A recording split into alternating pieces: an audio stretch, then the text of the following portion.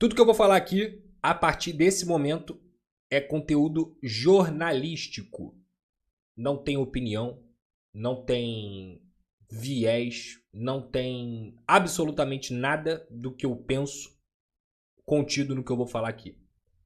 Estou trazendo fatos apurados para você que tem página no Twitter, que tem página no Instagram, que vai recortar essa live para noticiar.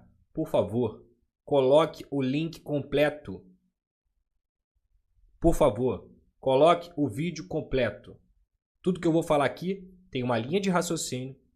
Foi uma matéria construída com tudo que eu venho apurando há meses. E eu peço para você não sucatear o meu trabalho com cortes tendenciosos ou textos que não resumem e não traduzem tudo que eu vou falar. Tá bom? Então é um pedido de coração. Não vejo problema em você recortar minha live. Não vejo problema em você colocar minha notícia. Só faça de forma correta. Porque senão eu vou denunciar e o vídeo vai cair. Tá bom? Então vamos lá.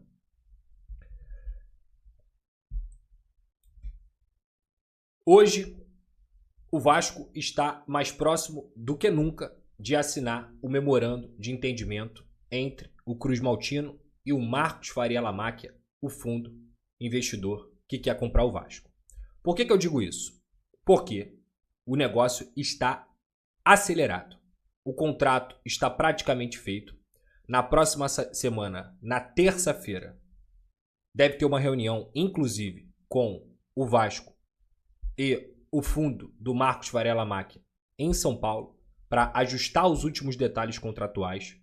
E ainda essa semana, ou no mais tardar na próxima, a tendência é que esse memorando de entendimento seja assinado. Quais são os próximos passos, Pedrosa? A partir do momento que o memorando de entendimento vai ser assinado, o Vasco vai apresentar à Assembleia, ao Conselho, dar publicidade aos sócios, aos conselheiros, para que aí sim seja aprovado nesse Conselho e o trâmite da venda aconteça.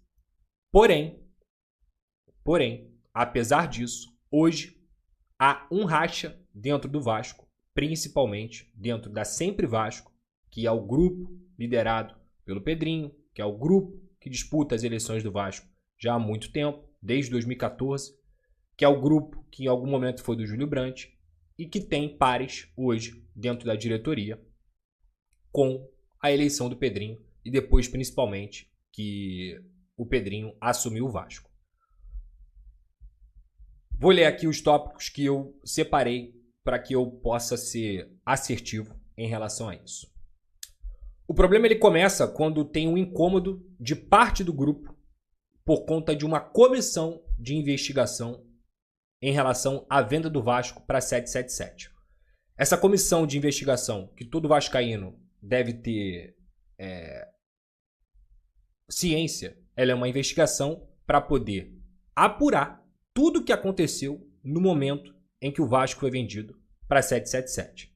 É uma movimentação em que você tem um escritório à parte, que não é do Vasco, e que o Pedrinho deu total autonomia para esse escritório vasculhar e rever tudo o que foi feito na venda do Vasco no contrato com a 777.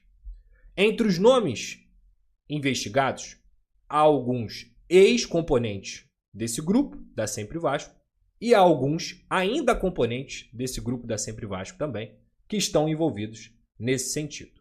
Então, essa investigação do que aconteceu na venda da 777, da venda do Vasco para 777, em que alguns componentes desse grupo estiveram envolvidos de alguma maneira e que o Pedrinho resolveu dar total apoio para a investigação desse escritório sem se meter, incomodou alguns componentes. Até então, era o início da crise.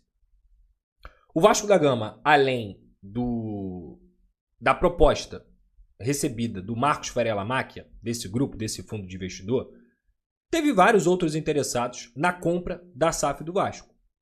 Um deles chegou a assinar a NDA, chegou a trocar documentos para poder saber do Vasco e tudo mais. E é um grupo brasileiro, porém nunca fez proposta.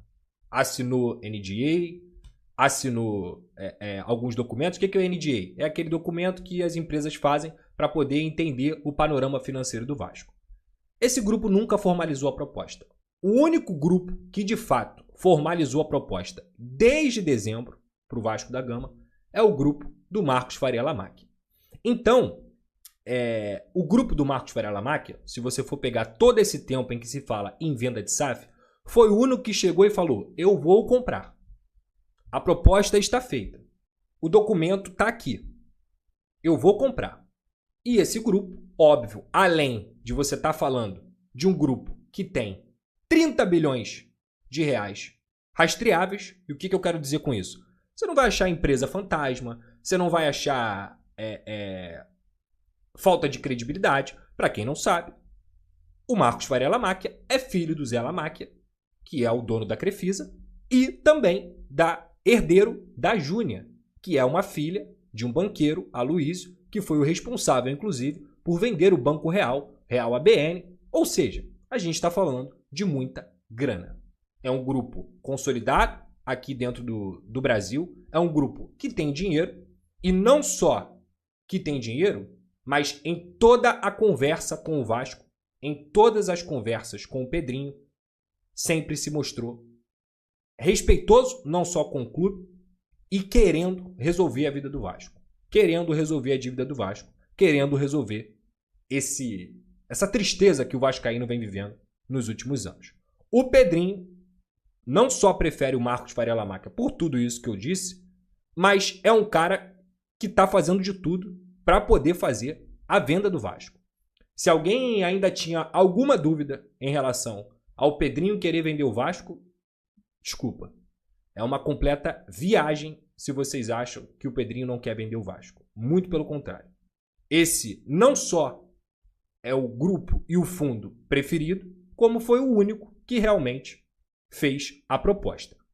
Então, quando eu falo sobre 30 bi totalmente rastreáveis, a gente está falando de um grupo que realmente tem grana. Então, a discussão ela passa de uma fraude como foi a 777, e tudo isso, gente, está sendo feito com escritórios terceirizados, que são escritórios que não têm opinião, que são isentos, para poder ter segurança jurídica. E aí, dentro desse grupo da Sempre Vasco, você tem um racha. Primeiro, com a questão da comissão, da investigação da 777, e depois com uma parte desse grupo querendo um fundo que não fez proposta. Enquanto o Pedrinho, que é o Marcos Faria Lamacchia, que é esse grupo que já fez a proposta. Tá bom? Todas essas conversas que aconteceram com o grupo do Marcos Faria Lamacchia foram dadas também as transparências necessárias para esse grupo. A maioria das coisas que aconteciam nas conversas eram faladas por ali. E aí, eu fui a São Paulo na semana passada e eu fui gravar um conteúdo lá da Casa TV. E vocês sabem que eu já liguei, inclusive, para o José Lamacchia, lá em dezembro, quando eu dei a exclusiva, para poder perguntar sobre o filho, para poder perguntar se o interesse realmente era real. E eu lembro até hoje, eu lembro como se fosse ontem, inclusive. Foi no meu Natal. Eu larguei o meu Natal com a minha família para ligar para o Zé Lamacchia, para confirmar a informação, para ouvir o lado deles, e a gente confirmou a informação. Eu apuro também com as fontes ligadas ao grupo do fundo do Marcos Faria Lamacchia. E o que eu tenho ouvido há muitos meses ainda não chegava a ser algo concreto em relação ao contrato. Ainda estava sendo formalizado, o papo era o mesmo dos dois lados. Estamos discutindo detalhes. O fato é o seguinte, gente. Como eu fui a São Paulo na semana passada, eu tive a oportunidade de conversar com algumas fontes, de conversar com algumas pessoas. E a situação é a seguinte. Hoje, o primeiro pote da compra vai ser direcionado para o futebol. Você vai ter um valor e esse valor vai ser para comprar o futebol. 90%. O segundo pote é um valor para pagar o fluxo. O que é o fluxo? Digamos que hoje o fluxo do Vasco anual é de 700 milhões de reais, sendo que o faturamento do Vasco é de 300, 400. O que está faltando desse fluxo vai ser do bolso deles, pelos próximos anos. Vai ser do Marcos Varela Máquia e do seu fundo. Ele assume o fluxo. Esse é o pote 2. E quando você assume o fluxo de um clube como o Vasco da Gama, você já vai ter um gasto enorme. Porque o Vasco hoje, para qualquer pessoa que quiser ver o balanço do Vasco da Gama, não é sustentável pelas próprias pernas. Até o fim de 2027, o Vasco tem que pagar cerca de 500 milhões de reais em dívida. E a gente está falando isso por quê? Porque o Vasco hoje está em RJ, então você não tem penhora. Você não tem o fluxo de caixa comprometido. Você só consegue ter um fluxo de caixa decente quando você tem dinheiro novo entrando. E a proposta está clara que tem o dinheiro, que é o pote 1, para comprar o futebol, tem o dinheiro, que é o pote 2, para poder assumir o fluxo, e ainda vou além. Tem mais 2 potes. Um pote é para reformar o CT do Vasco e ouvir da fonte que eu falei aqui o seguinte: a ideia do fundo é fazer o CT mais moderno da América do Sul, que vai custar entre 100 a 120 milhões de reais. O Vasco, inclusive, já contratou um arquiteto que fez o CT do Red Bull Bragantino para poder olhar o CT Moacir Barbosa e reformar o CT Moacir Barbosa.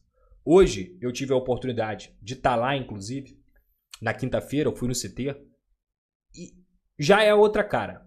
Já é algo bom. Já é algo que, se você for colocar na média do futebol brasileiro, dá para falar assim, bem, o Vasco tem um CT. Mas o que eles querem fazer não é isso. O que o Marcos Varela Máquia quer é fazer o CT mais moderno da América do Sul. Então, esse é o terceiro pote. Recapitulando. Pote 1, dinheiro para o futebol. Pote 2, assumir o fluxo. Pote 3, CT. Pote 4, assumir a dívida. E aí a gente fala sobre uma dívida hoje de 1,3 bilhão, que deve cair para 700, 800 milhões. Porque você está negociando essa dívida, renegociando, e o grande problema do Vasco hoje é a dívida. O grande problema do fluxo de caixa do Vasco hoje é a dívida. Então você está falando que a proposta, Pedrosa, é futebol, dinheiro no futebol, assumir o fluxo, prometer um CT e também assumir a dívida? Só aí a gente está falando de cerca de 2 bilhões a 2 bilhões e meio de reais nessa negociação. Agora, a melhor notícia que eu apurando e ouvindo das fontes que conversei, que o torcedor do Vasco, para mim, ele tem que comemorar. Dinheiro do futebol é dinheiro reciclado para o futebol. Digamos que o Marcos Varela Máquia já tivesse no Vasco quando o Ryan foi vendido. A gente conseguiu aqui 100 milhões de reais com o Ryan. Esses 100 milhões de reais voltam para o futebol. Esses 100 milhões de reais vão ser investidos no futebol. A dívida é a parte. O fluxo é a parte. Se o Ryan foi vendido por 100, os 100 vão ser reinvestidos no futebol. Isso está em contrato. Isso não é uma coisa que eu estou tirando da minha cabeça. Isso está em contrato. Isso é uma informação. Tá? Então a gente está falando aqui de um comprador em potencial, que é um cara que quer mudar a realidade do Vasco. Compreende? Então, esses são os fatos até aqui. Problemas. Eles querem autonomia total. Eles não querem entrar no Vasco para poder brigar com a política. Eles não querem entrar no Vasco para poder ficar sendo refém. Eles querem comprar os 90% e não tem interferência de ninguém. Autonomia total. Autonomia total. Para quando entrar no clube, contratar, demitir, reorganizar. Ah, Pedro, você está falando então que vai ter uma limpa. Não, não é isso. O Vasco vai ter uma transição, pelo que eu ouvi. Uma transição de fato. Mas eles querem ter autonomia total. E quando falo sobre autonomia, venho para outra informação da crise e do racha. O grupo do Marcos Varela Máquia, do fundo de investidor, vai ter poder de veto na cadeira no conselho que o Vasco indicar. Essa é uma discussão que é um dos últimos detalhes. Então, eu vou dar um exemplo qualquer aqui. Digamos que o conselho da SAF tenha 5 cadeiras.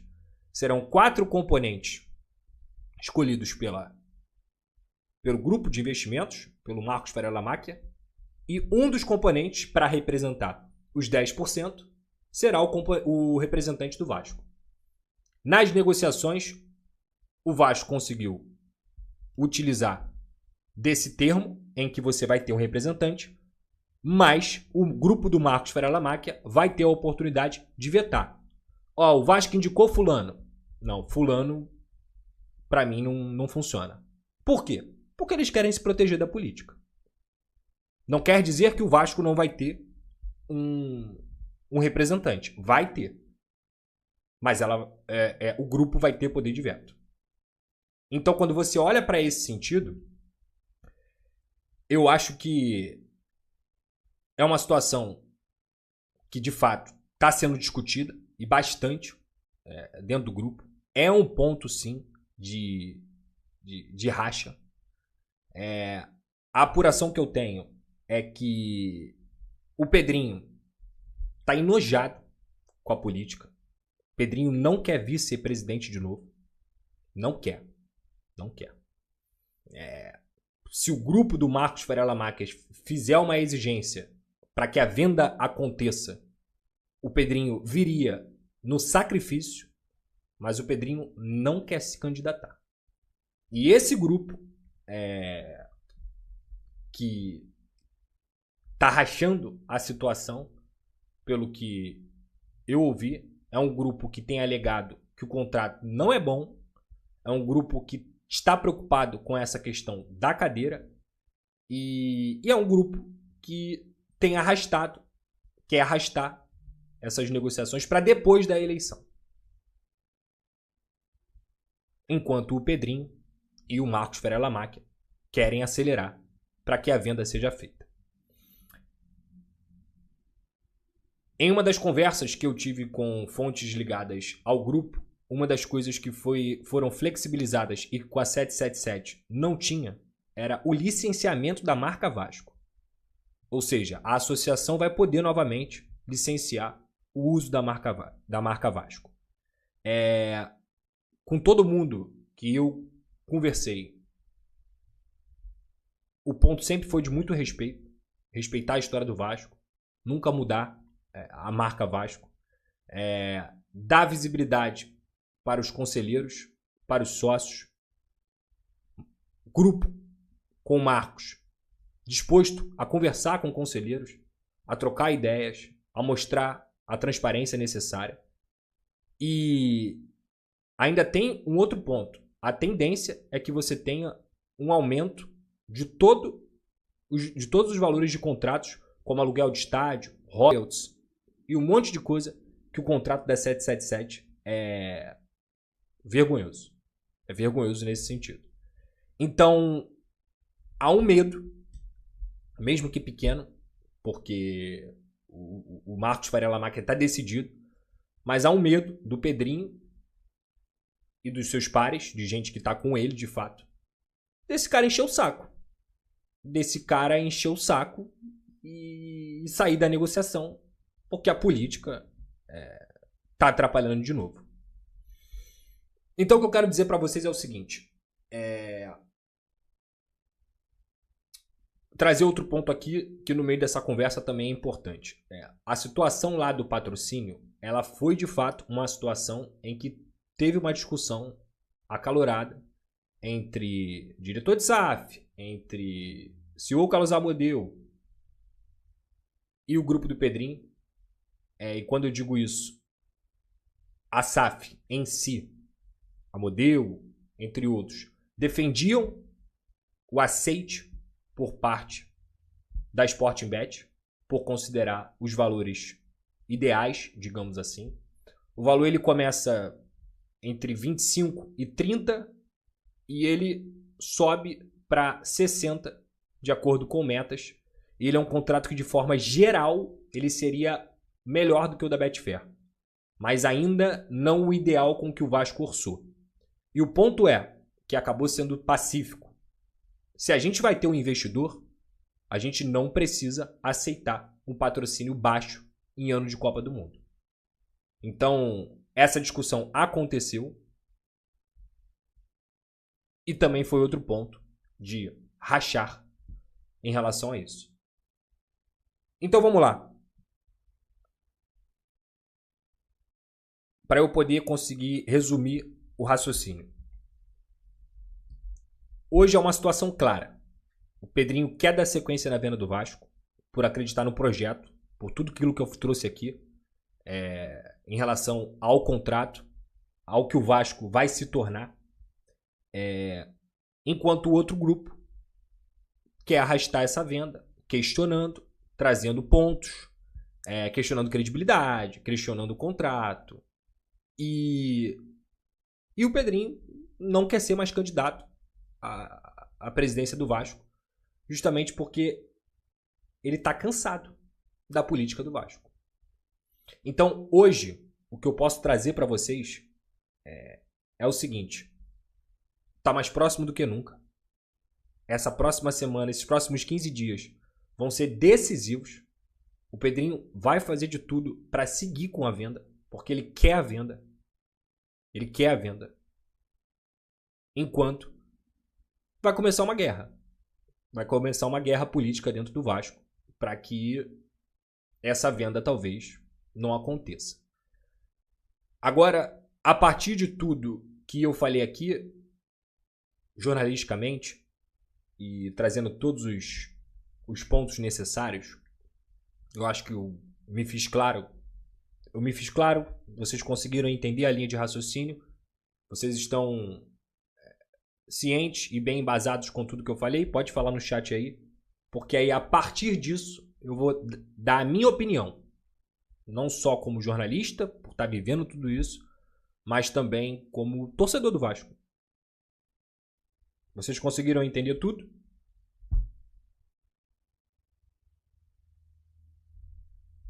Falem no chat para mim, para eu poder trazer os pontos. Michael Nietzsche, sim. Guilherme Andrade, sim. FHCP, sim. Tá claro? Beleza. Então, todo mundo entendeu. Minha opinião, tá?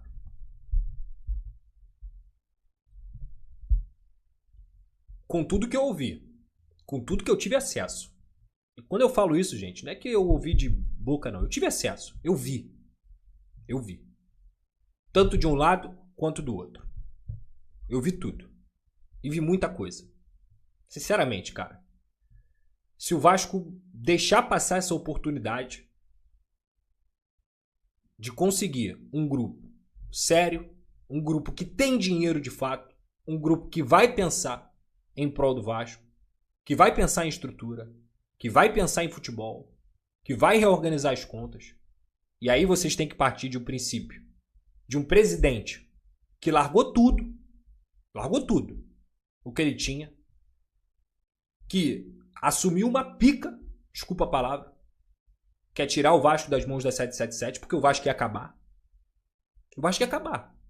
O fundo do poço era ali. E o Pedrinho vai lá, faz um trabalho de recuperação, organiza as contas da maneira que dá, forma um time minimamente competitivo, que é o que o time do Vasco tem hoje, melhora a CT. Vasco hoje é um clube que tem a Nike, que está sendo o melhor olhado no mercado, inclusive o departamento comercial do Vasco. Parabéns ao departamento comercial do Vasco, que tem melhorado cada vez mais. O Pedrinho confia no investidor, se protege contratualmente. E talvez seja atrapalhado pela política do clube. é uma política cansativa. Eu cubro o Vasco há 10 anos, cara. Eu sou vascaíno há quase 32. Dia 1º eu faço 32. Eu cubro o Vasco há 10 anos.